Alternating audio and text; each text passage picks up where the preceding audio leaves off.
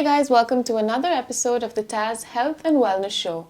Today we have with us at the studio Dr. Saida Yasmeen, who is an eye specialist at the Aster Royal Hospital.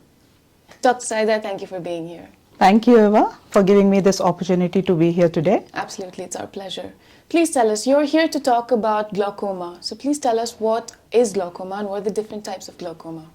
Now, glaucoma is the most common cause of irreversible blindness in the world.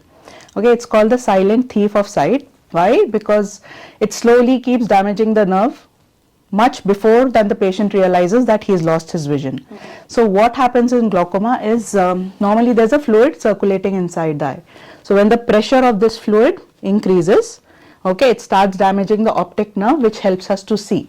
A problem with glaucoma is the damage is irreversible. Okay, and the risk factors for glaucoma, who all are at risk: age more than 40 years, if you have a family history, like if your parents, grandparents, brothers, sisters are suffering from glaucoma, then you have 4 to 9 times more risk of developing a glaucoma. So it's sort of genetic? Yes, there's a genetic factor also. If you wear glasses, high minus numbers, high plus numbers, you are more susceptible to develop glaucoma. African descent, intake of steroids for a long time can increase your eye pressures, diabetes, previous injuries. There are many factors which can, when you are at high risk for developing glaucoma. And what are the different types of glaucoma? See, basically we divided into two types, okay, the open angle type and the closed angle type.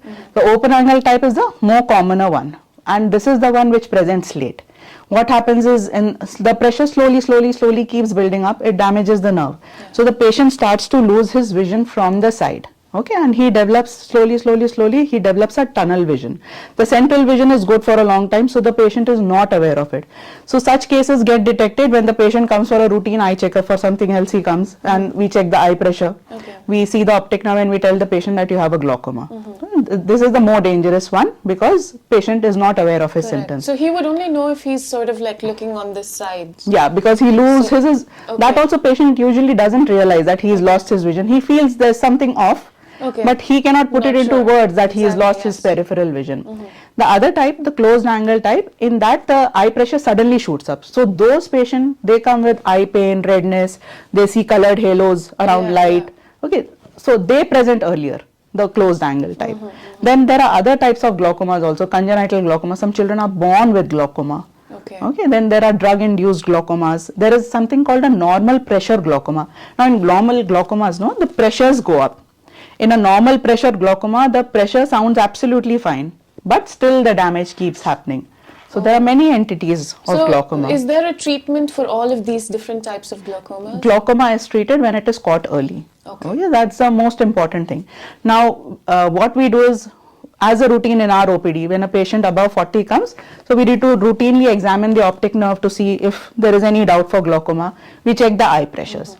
If any of these fall in a susceptible range, we find that they are a glaucoma suspect, we do further tests like scan of the optic nerve.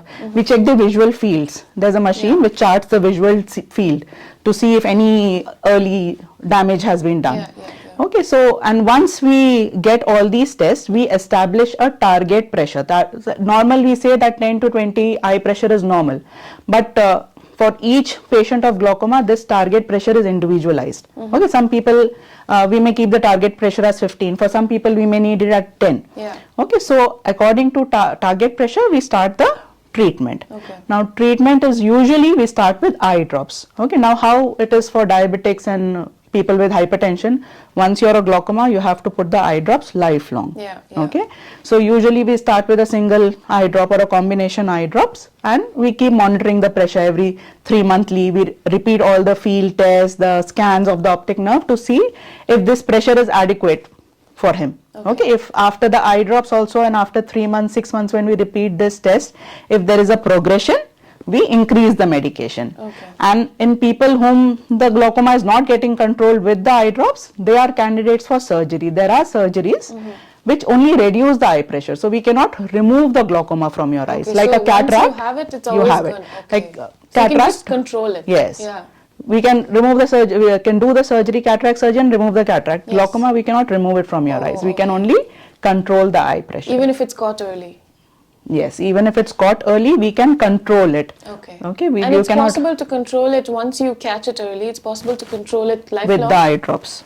Okay, so the patient has to be very compliant with the eye drops. They have to put their eye drops lifelong to preserve the vision. That's the glaucoma is dangerous because usually it presents late. Dangerous. So in your experience as a doctor, you know, your patients who come to you and the patients who get treated for glaucoma, do they realize, have you caught it early, or are there patients who, you know, they don't realize it and they come? What's the stats like? Usually we catch it early. Patient has come just for an eye checkup for glasses number, and we feel that he may have some signs of glaucoma. We do his test. Okay, and then when you probe, you find out there is a family history. Somebody else in the family is also suffering from glaucoma.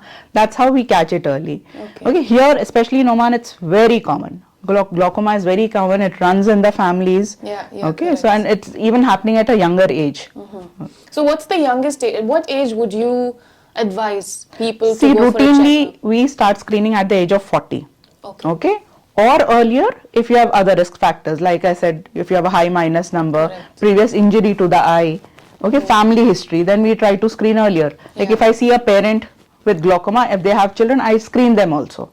Okay, it runs in the family. That's so this glaucoma, it affects men and women the same? Yes, it affects men and women the same, but the closed angle type where the pressure goes up suddenly, that affects women more. Okay. You know, I've actually had a lot of doctors here, and they say that a lot of these diseases or whatever affect women more, you know. So it's kind of scary to think of it, but so you would suggest at the age of 40? Yeah, once you're 40, you routinely, once a year at least, you go get your eye pressures checked, get your optic nerve evaluated.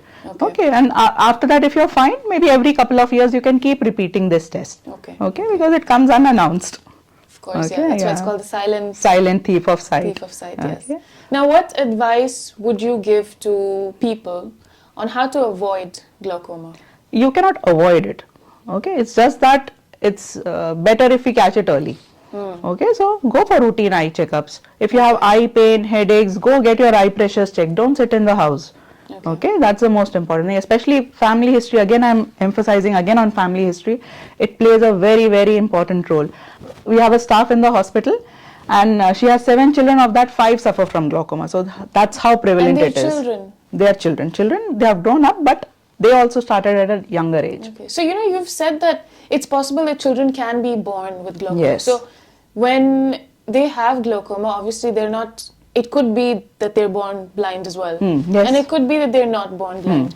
So even as kids, the treatment would be drops throughout life? No. Now, congenital glaucoma, which is where the children are born with glaucoma, in them, the cornea is the colored part of the eye, that is bigger in size. Sometimes it's cloudy, so you see a difference in color. This is black, the other one will be white. The eyeball is little bigger in size. They are very sensitive to light. In such cases, immediately we need to check the eye pressures, and immediate surgery needs to be done in children. Because it's not very easy to put eye drops and control the pressure. Correct. And once you have done the surgery also, it's not finished. You have to keep checking their eye pressures lifelong. Okay, the surgery can fail. So again, the pressures may go up. They will not know. Okay, the damage the damage would keep happening. So regular visit to the doctors, regular eye checkups is very important in glaucoma. All right. Thank you so much, doctor, for being here. It was lovely talking to you, and I definitely will come for an eye checkup because glaucoma runs in my family as well. So thank you so much for being here at the TAS studio. Thank you. Thank you so much for having me here. Pleasure.